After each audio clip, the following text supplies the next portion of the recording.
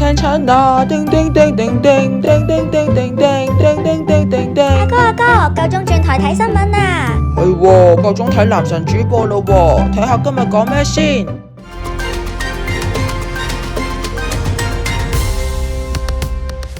歡迎收睇晚間新聞，我係鄧炳強。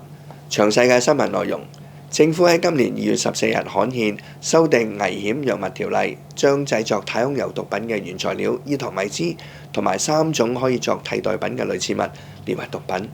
任何人管有或者吸食有關毒品，最高可以判監7年，罰款100萬元。販運或者非法製造毒品可以判終身監禁同埋罰款500萬元。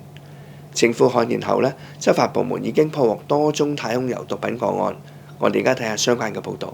海關喺一個28歲澳門女人嘅身上檢獲呢一支懷疑有太空油毒品嘅電子煙，幫佢清關嘅時候發現呢一支電子煙，於是將佢拘捕。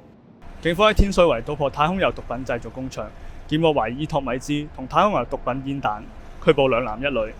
記者陳士超報導。警方話製毒工場位於一間村屋入邊，行動中搜獲12粒懷疑太空油煙彈、560毫升懷疑液態伊托米茲、1.3公升甘油，估計可以製作300粒煙彈。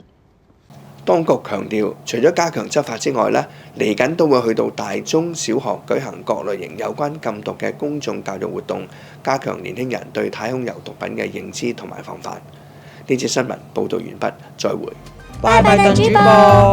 太空油係毒品，吸食會嚴重損害身心健康㗎。管有、吸食、販運同埋製造都係犯法㗎，大家千祈唔好以身試法啊！